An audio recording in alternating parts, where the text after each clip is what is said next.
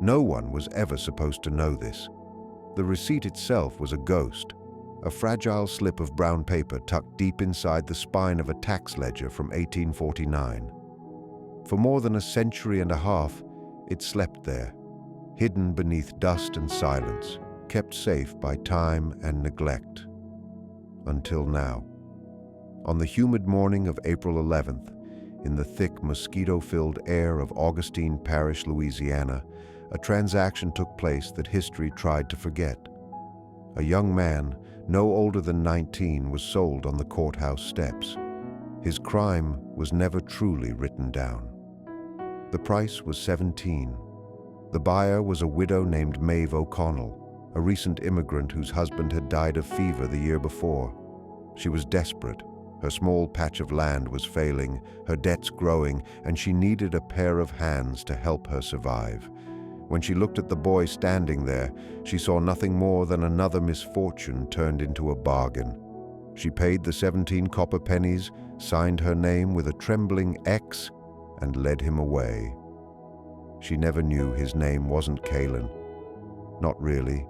She never knew the crime that branded him was invented, a performance crafted for the sake of control. And she never knew who he had secretly married just 3 months before that morning. How does a story like this disappear? What truths were meant to be buried forever? The answer lies not just in lost records, but in a man's deliberate will to erase another human being from existence. He didn't want the boy punished. He wanted him forgotten, reduced to a line of ink, a footnote on a receipt worth 17 cents. A life valued at less than a handful of nails. The silence that followed was not an accident. It was designed. The man behind it all was Judge Alistair Finch. In Augustine Parish, his word was more than law. It was scripture.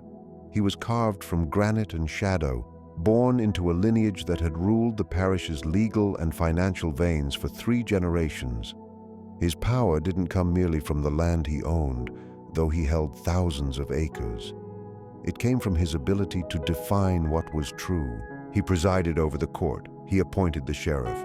He held the mortgages of half the businesses in town.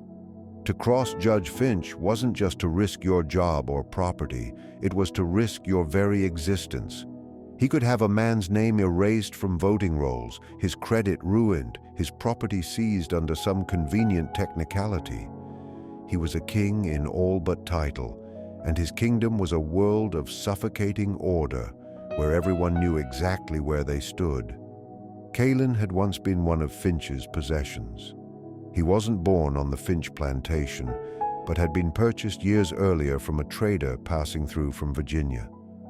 The boy was quiet, unusually observant, with a stillness that unsettled the others but intrigued the judge.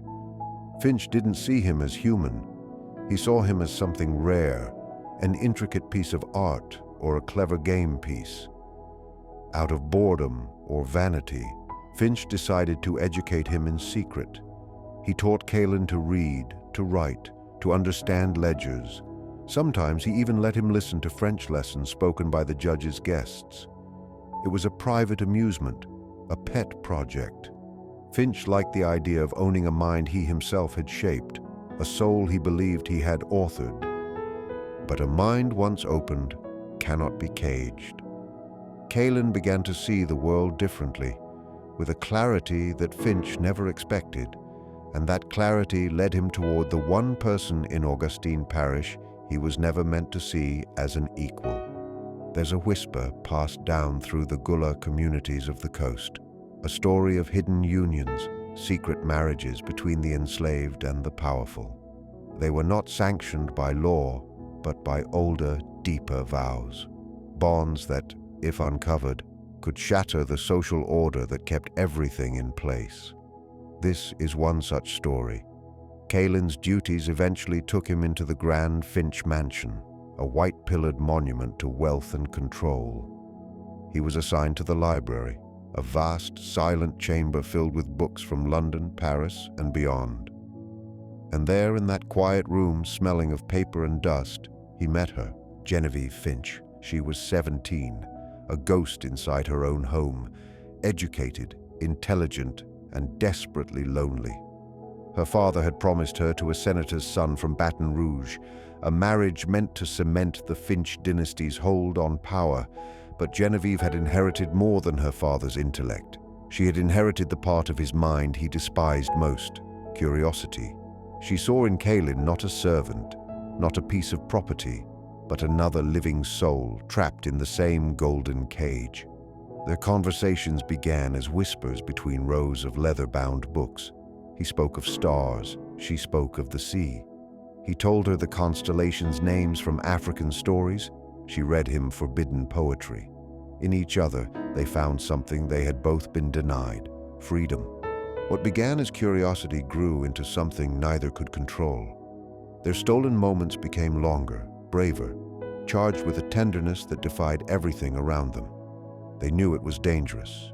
They knew discovery meant ruin, but knowing couldn't stop them.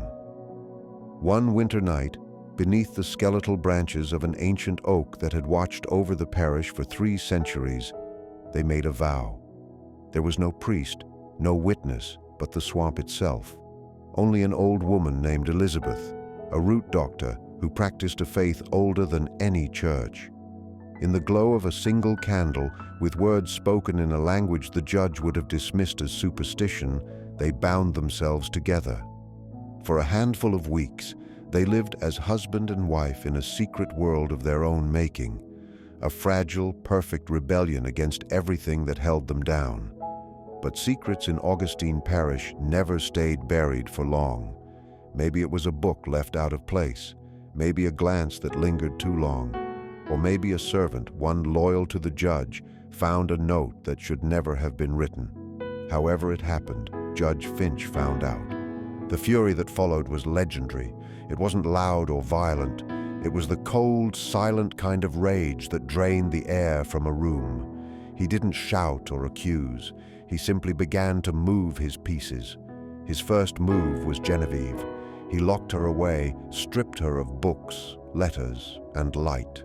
Her world shrank until it was no larger than her father's shadow.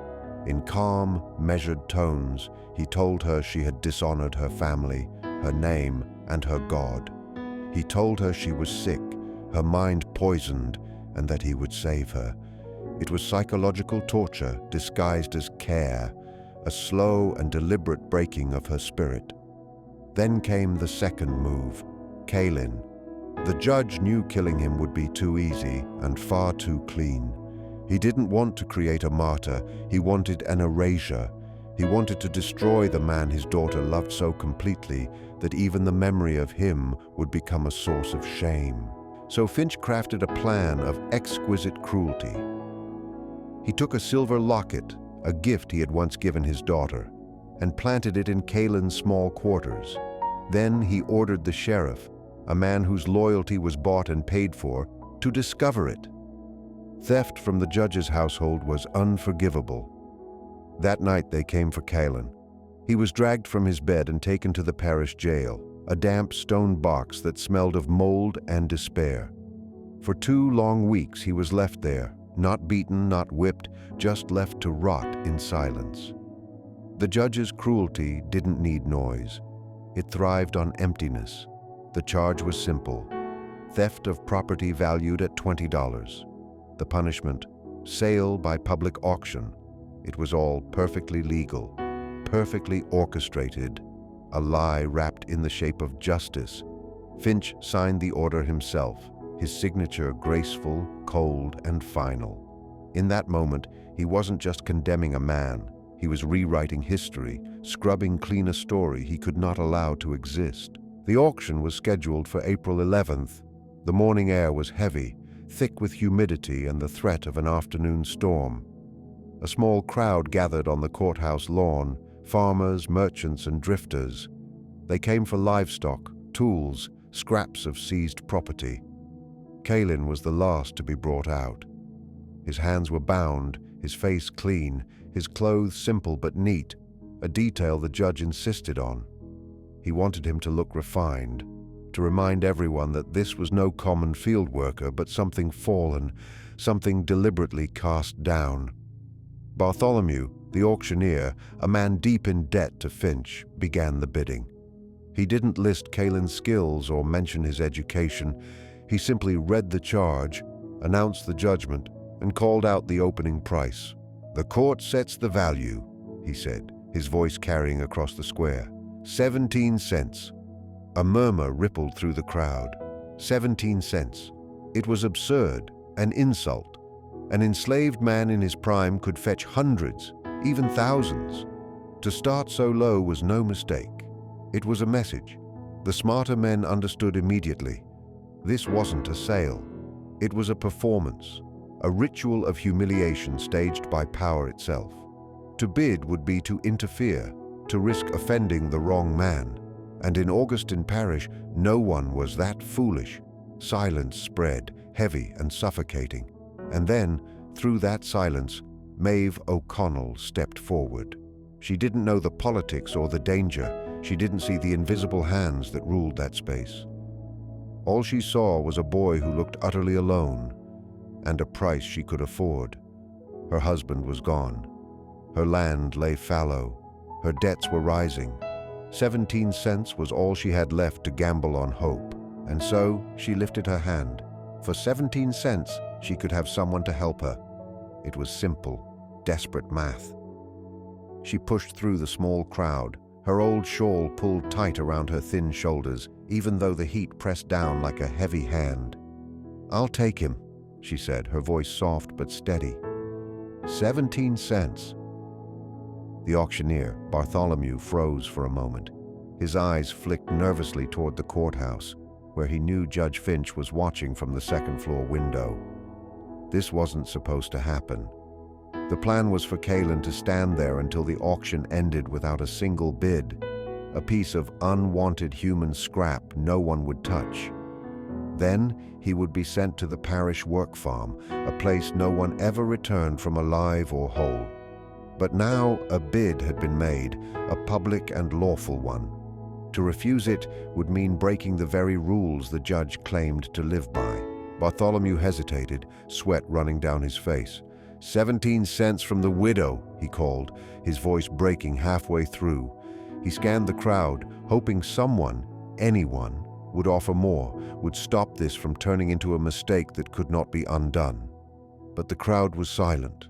Their faces showed a mix of pity and dread. They knew something that she did not. She wasn't just buying a man, she was taking in a curse, becoming part of a story she was never meant to touch. "Going once," Bartholomew muttered, glancing again toward the courthouse window. "Going twice."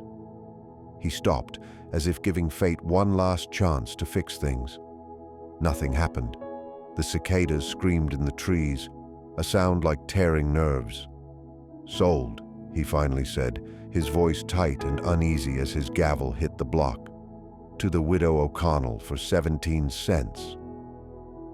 Maeve counted out the coins with a shaking hand, dropping them into Bartholomew's sweaty palm. The clerk nearby began to write the bill of sale quickly, his hand moving with strange speed, as though the paper burned his fingers and he wanted to be rid of it. Maeve signed with a trembling X. The deal was done. She had just bought a man for less than the cost of a spool of thread. When she led Kaelin away from the courthouse steps, he didn't look at her. His eyes were fixed on the second-story window, where he knew the judge was still watching. Their gazes met for just a moment, a sharp and silent exchange across the square. In that look, everything was said without words. The judge's eyes spoke triumph, a cruel smile hidden behind them, saying, "Look what I've made you become." But Kaelin's eyes held something else. Not hatred, not defeat, but a promise. A quiet, unbreakable promise that chilled the air around him. Maeve saw none of this. She was just a tired widow who had made a desperate choice. She had no idea she had just become the keeper of a fallen man's secret, the unwilling guardian of a truth that could still set Augustine Parish on fire. She was only taking him back to her small, dusty cabin, unaware that the man beside her had once been married to the daughter of the most powerful man in town.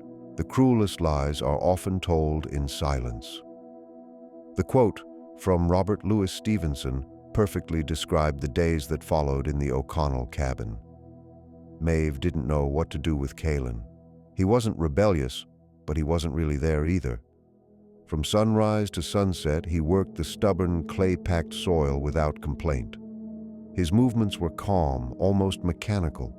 He did every task she asked of him with quiet precision, his obedience so perfect it made her uneasy.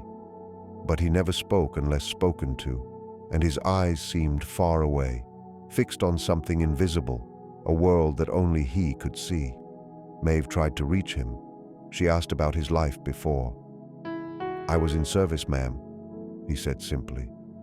When she asked if he had family, he only shook his head. The silence between them grew heavy, thicker than the summer air. It carried all the things she didn't ask and all the things he didn't say. She was a simple woman, honest and kind.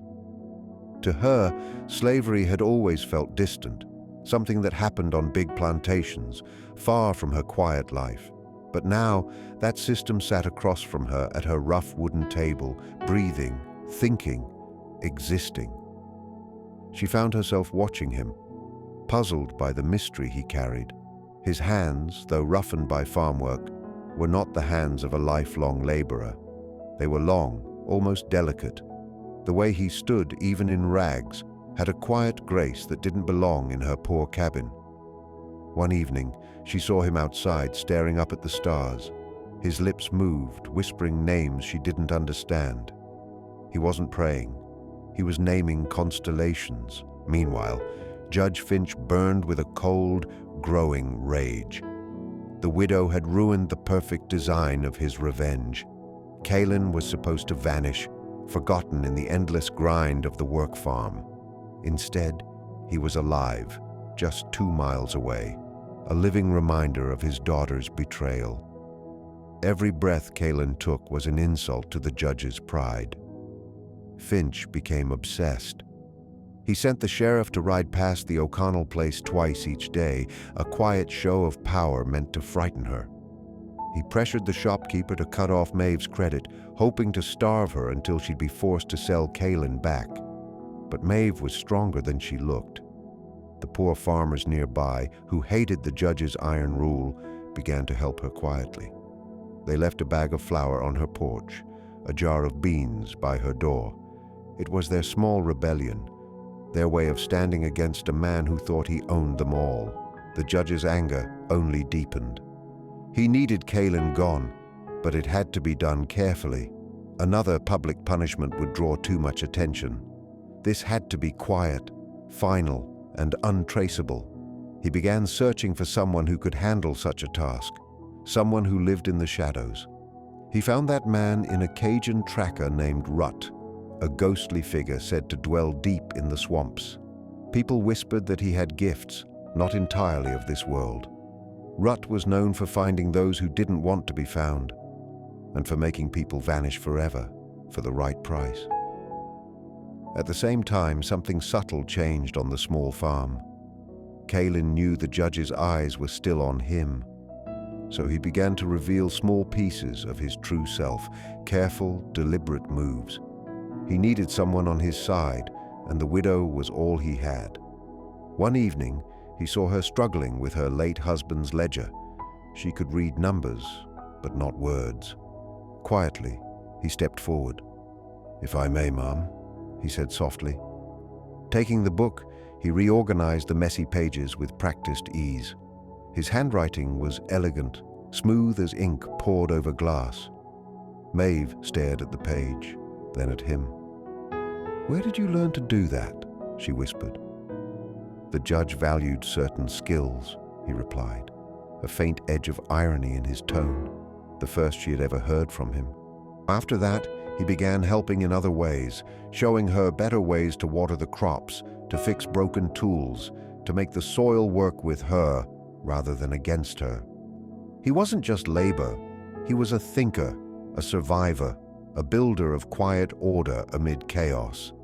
A fragile bond began to form between them, not quite friendship, but the connection of two people fighting to stay alive in a world that wanted to swallow them whole. Maeve started to see him not as a man worth 17 cents, but as something more.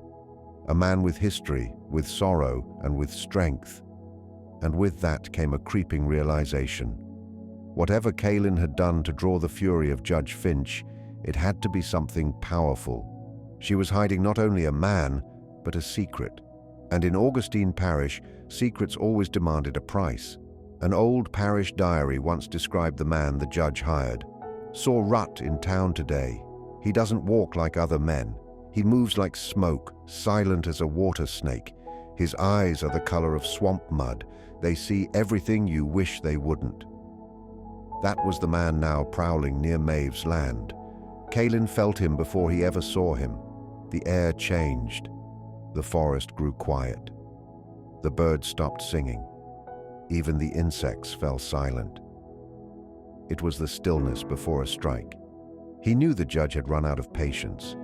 Time was short. He had one last card to play, a secret he had protected even from Genevieve.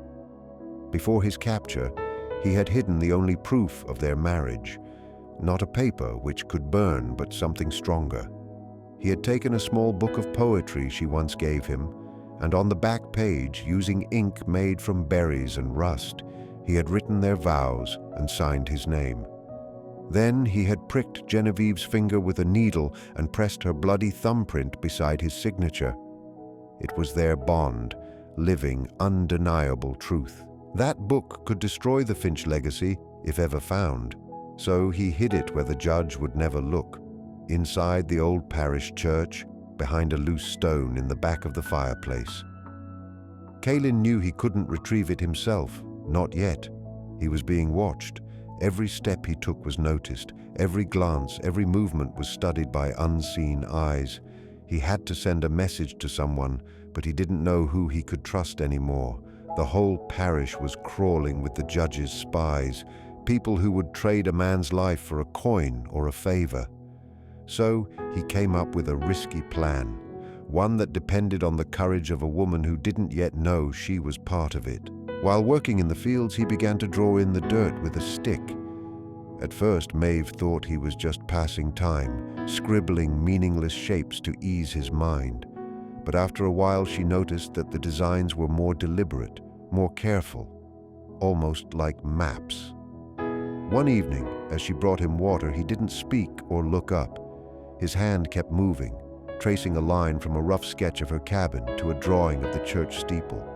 Then he drew a small square inside the church, and beside it, something that looked like a flame. Finally, he lifted his eyes to hers, and in that silent gaze, she saw a desperate plea. It was a message without words, a map drawn in dust. He was asking her to understand, and she did. The realization hit her like ice. He wanted her to go to the church, to the fireplace, and take something hidden there. Doing so would change everything.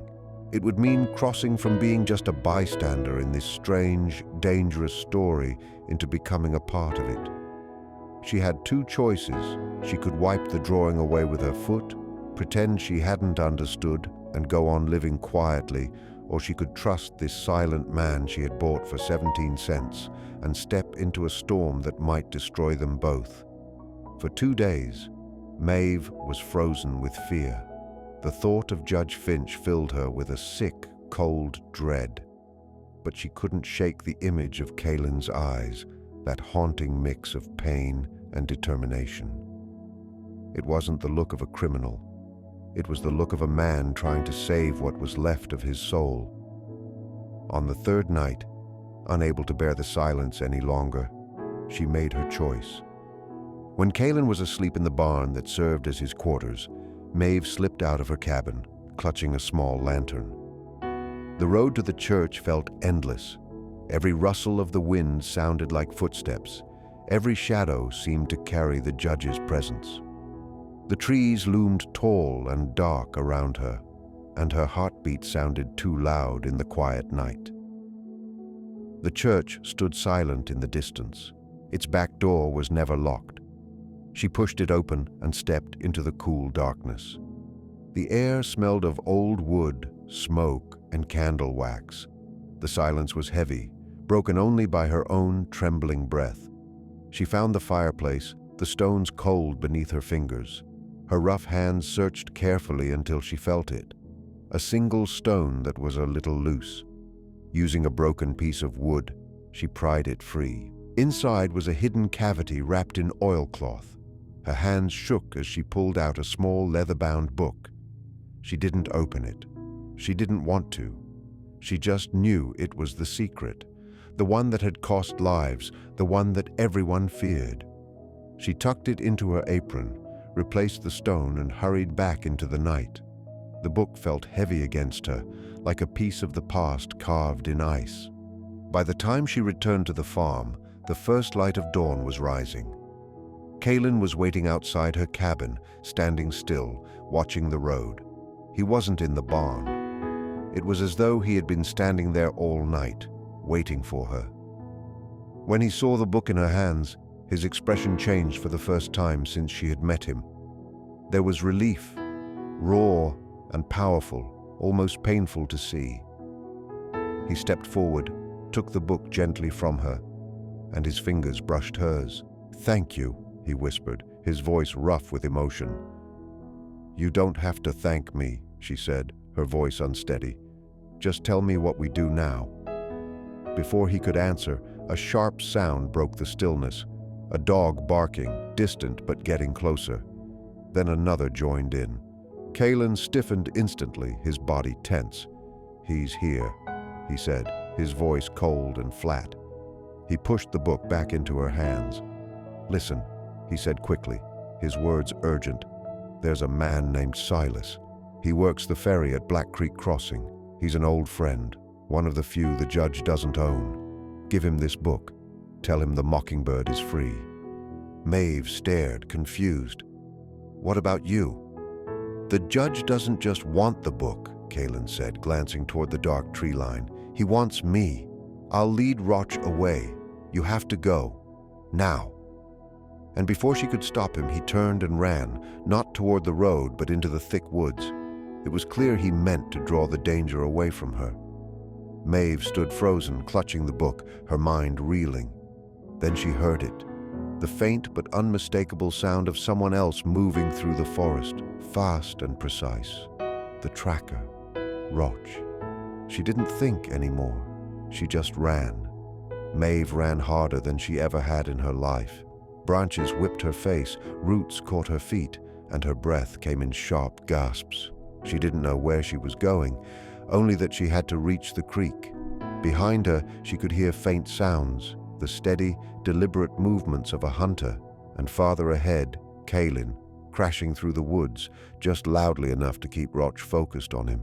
He was sacrificing himself to buy her time. At last, the trees broke, and she stumbled out onto the muddy bank of Black Creek. The small ferry sat there, a rough wooden raft tied to a thick rope stretched across the water. An older man with gray hair stood by it, preparing for the first crossing of the day. "Silas," she gasped, barely able to speak. The man looked up, eyes sharp and alert. He took in her torn dress, her wild expression, the book clutched to her chest. "Are you Silas?" she asked again, breathless. "I am," he said calmly. "Kalen sent me," she panted. "He told me to give you this. He said, 'The mockingbird is free.'" Silas's face didn't change much, but his eyes darkened. He took the book gently, his movements slow and steady, as if it was something sacred. He understood the message. It was a signal they had hoped never to use. It meant Kalen was making the final move, the one that would likely cost him his life. From across the water came a sound, a single sharp cry, cut off almost immediately. Maeve froze, her blood turning cold. She knew it was him. Silas's jaw tightened. "Get on the ferry, miss," he said, voice low but firm. He didn't wait for her to move. He untied the rope and began pulling them across the brown, swirling water. The current tugged at the raft, but his arms were strong and sure. Halfway across, Maeve turned and saw movement on the opposite bank. Roch had appeared, stepping out of the shadows. The knife in his hand glinted darkly in the faint light. His expression was cold, angry. He had come too late. Maeve stared at him, trembling with grief and horror. That man had hunted and killed the one person who had risked everything for the truth. She felt sick, her knees weak. Silas said nothing, just kept pulling the rope until they reached the far bank. When they landed, he tied the ferry and led her along a hidden path to a small cabin tucked deep in the trees. Inside, the air smelled of oil and smoke, and a single lamp filled the room with warm light. Silas placed the book gently on the table, treating it with reverence. "You're safe here for now," he said quietly. Maeve looked at him, still trembling. "Who are you, really?" He took a deep breath. "I knew Kaylin's mother," he said, "before the judge bought her. We were from Virginia. I promised her I'd look after her son, but I didn't. I was afraid. I stayed silent while the judge destroyed everything around him. Kaylin found me a few weeks ago. He knew I worked the ferry, that I had friends who could help people disappear, the Underground Railroad. He told me he suspected the judge had discovered his secret. We made a plan, but he refused to run without the proof." Silas rested a hand on the book. He said, "A man's life ends, but the truth can last if someone's brave enough to protect it." He knew he wouldn't survive. He made me promise that if I ever got the signal, I'd take this book north, no matter the cost. He gave his life so the world would one day know what Judge Finch did to his own daughter. Maeve broke down then. The tears came hard and fast. She cried for the boy she barely knew, for the injustice, for the terrible courage of his sacrifice. Silas let her weep, standing silent beside her, honoring the weight of her pain. When her sobs quieted, she lifted her gaze to the book. "His wife," she whispered. "The judge's daughter. What happened to her?" Silas's expression darkened. "After the judge locked her away, he brought in a doctor from New Orleans. They said she was unfit, suffering from hysteria. They sent her to an asylum in Mobile, a place for people meant to be forgotten. She's alive, but she's a prisoner, stripped of her name and her will. The judge erased her the same way he erased Kaylin. To the world, Genevieve Finch had a breakdown, but it was all a lie." Maeve listened, her heart breaking. The cruelty was beyond imagining. The judge hadn't just destroyed lives. He had rewritten them, erased them. Kaylin's death, the 17 cents, the hunt, it all fit now. Every piece of it was part of the judge's dark, perfect plan. And she, an ordinary widow, had stumbled into the middle of it. "What's in the book?" she finally asked. Silas opened it carefully and turned to the back. There, in neat handwriting, was the record of a marriage, their secret marriage. Beneath it were two markings, Kaylin's signature, and beside it, not ink, but a dark red smudge, a thumbprint stained in blood. "Genevieve's mark," Silas said quietly. "He told me about it. Proof she entered the vow by her own choice. In the right hands, this book can destroy the judge's whole story. It shows he invented the theft charge. It proves he locked away his own daughter to hide a truth he couldn't face."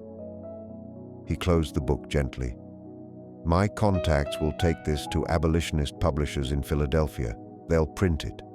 The story will spread. It won't bring Kaylin back, and it might not free Genevieve, but it'll make a crack in the judge's throne. It'll light a fire he can never put out." He looked at Maeve with a serious expression. "But you can't ever go back to Augustine Parish. The judge won't stop searching for you. You're the loose thread, the one who knows everything." Maeve thought of her small farm, the only home she'd ever known. She thought of her husband's grave. Everything she loved was gone, erased by a history she never asked to join. She was adrift now, a refugee in a secret war. "Where will I go?" she asked, her voice barely a whisper. "North," Silas replied. "We'll get you somewhere safe, a new life. It's the least we can do." It's what he would have wanted. And so, Maeve O'Connell vanished, helped by Silas and the quiet, brave network of the Underground Railroad. She traveled under the cover of darkness, hiding in barns and cellars, moving farther north until the Spanish moss of Louisiana became only a memory. She cut her hair, changed her name, and became someone new, a woman without a past. The book traveled with her, a sacred and dangerous relic passed from one careful hand to another until it reached Philadelphia. In the spring of 1850, an anonymous pamphlet began to circulate. It was titled "A Parish of Lies." It told the story of a powerful Southern judge, his daughter, and the educated slave he destroyed to protect his family's name. It didn't name Judge Finch or Augustine Parish, but the details were clear enough that everyone in Louisiana knew exactly who it was about. The mainstream press called it abolitionist propaganda. But the harm was done. The whisper had started. The crack in the throne had formed. The judge's power, once absolute, now had limits. He became withdrawn, paranoid, seeing betrayal in every corner. He spent a fortune hunting for the source of the pamphlet, searching for the widow who had disappeared but found nothing. He was fighting a ghost. Once the truth is released, it cannot be caged again. Judge Alistair Finch died in 1863, not from a bullet in the war that tore his world apart, but from a stroke, alone in his grand library, surrounded by the books that once framed his daughter's forbidden love. In his final years, people said he raged at invisible figures, his mind lost to the fear of enemies both real and imagined, all of them tarnishing his perfect legacy. Genevieve Finch remained in the asylum in Mobile until she died in 1888. The records listed pneumonia as the cause, but they also said she spent her last 40 years in a state of distant silence, never speaking to anyone. Whether that silence came from the asylum's cruelty or her own choice to mourn forever, no one knew. She became the ghost her father had wanted her to be. Rock, the tracker, disappeared back into the swamps. His name appeared one final time in an 1854 sheriff's report. He was found floating in a bayou, his body swollen and unrecognizable. The report blamed an alligator attack, but old rumors claimed someone finally caught up with him, that a debt from that night on Black Creek had been repaid. Silas kept his ferry running, quietly helping countless others find their freedom. His act of atonement became his life's mission. And Kalin, his body was never found. Rock likely buried him deep in the swamp, another soul absorbed by the dark Louisiana soil. The judge had erased him just as he intended. But the story Kalin died to protect survived. It turned into a quiet legend, a warning told by those who remembered. It stood as proof that a person can be silenced, but an idea cannot.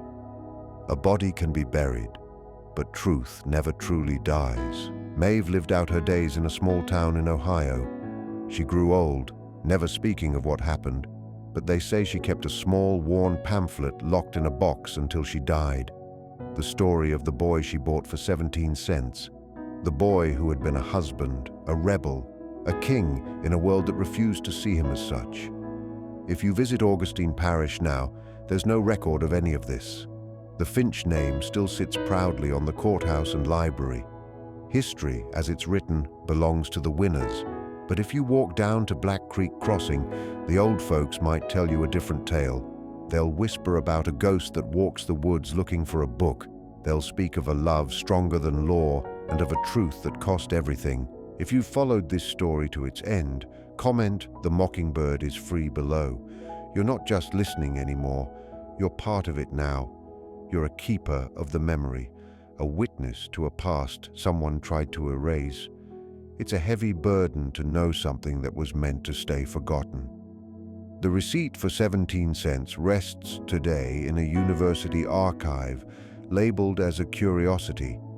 Most who see it treat it as a sad, strange document from a cruel time. They glance at the price and shake their heads at the injustice. But they don't see the truth. They don't see the ghost of a secret marriage, the fury of a powerful man, or the courage of a woman who chose to trust a stranger. They don't realize those 17 pennies were the price of a king's ransom in love and rebellion. They see a record of a sale. You see a declaration of war, a war fought in whispers, in hidden pages, and in hearts that refuse to vanish. It reminds us that the most important histories are often the ones barely visible, the ones buried deep, the ones someone fought to preserve, the ones that powerful men tried to hide under the weight of their laws and lies. The system that allowed a man like Judge Finch to rule wasn't just a set of laws. It was a cage built on the belief that some lives had no worth except what others assigned to them. Kaylin and Genevieve's crime wasn't theft. It wasn't even love. Their true crime was believing they were equals. Their rebellion was seeing each other as fully human. That was the one sin the judge and the world around him could never forgive. Because if a slave and a judge's daughter could love as equals, the entire system fell apart. It meant that power was a lie, that social order was a fragile illusion, and that the chains existed not only on the enslaved, but on the enslavers' minds as well. The judge needed to destroy them, not just to punish them, but to protect his own mind. His cruelty was an act of self-defense, an attempt to kill a truth that threatened to reveal his world as a fraud, a kingdom of shadows ruled by a frightened man. Think of Maeve, the widow. In many ways, she's the heart of this story. She wasn't a hero or a reformer, just an ordinary woman facing an impossible decision. She represents all of us. What would you have done? Would you turn away from injustice, afraid of the cost? Would you pretend it wasn't your problem? Most people would. That quiet indifference is what allows evil to thrive, the silence of good people. But Maeve, poor and uneducated, made a different choice. She saw the man, not the slave. She chose to trust when it was dangerous. She chose to act. Her simple act of courage, running through the woods with a book she couldn't even read, was more powerful than all the judge's money, all his laws, all his fury. She didn't just save a book, she saved a truth. She became the unlikely guardian of a story meant to vanish. There's a chilling tale about Genevieve Finch told by the old nurses at the mobile asylum. They said every year, on April 11th, the anniversary of the auction, she would draw one image on her cell wall, using charcoal or even her own blood if she had to, a mockingbird with its throat cut. The staff would scrub it away, but it always returned the next year. A wordless memorial for a love that refused to die, a message to a world that forgot her. It was her final rebellion, her own story written in silence and pain, proof that her father had destroyed her life, but not her soul. Her love for Kaylin lived on, buried too deep for even decades of cruelty to reach. It was her secret book, carved into the walls of her cell. Can you imagine that? A love so strong it survives even the death of the mind. So why was this story buried for so long? Why did historians ignore it? Because it doesn't just accuse one man. It exposes an entire system. It shows that the law, the courts, and the records we trust can be used to hide evil behind the mask of order. It proves that what we call history is often the version written by those in power. The real truth survives in whispers, in rumors, in drawings on asylum walls. The sale of Kaylin for 17 cents wasn't just cruelty, it was a corruption of value itself, a spiritual crime meant to show that a man's worth could be priced and dismissed. But they were wrong. His life was beyond price. And the proof is that we're here now, speaking his name. We are the echo he died to create. What you feel now, the unease, the anger, that's the purpose. Stories like this aren't meant to comfort. They're meant to wake something inside you. The history we're taught is often a polished lie. The real history is haunted, filled with voices of the forgotten, waiting for someone to listen. The story of Kaylin, Genevieve, and the widow who bought him for 17 cents is more than just a dark tale. It's a key. It opens a door in your mind and asks the question, What other truths are still buried? What other ghosts are still waiting? The world you know is built on the silence of the past. And this is only one story. There are thousands more. The transaction that morning in Augustine Parish was meant to be the end of a story. Judge Finch believed he could write the final chapter, closing the book on a love he hated. He used the law and fear as his ink, thinking he'd created a masterpiece of erasure. But he forgot the most important truth. Real stories aren't written on paper. They're written on the human heart, and the heart remembers. He thought he was ending a story, but he only created a ghost that has haunted history for 170 years, waiting to be spoken again. He tried to prove a man could be worth only 17 cents. Instead, he proved that love, defiant, forbidden love, is worth everything. And now, you know.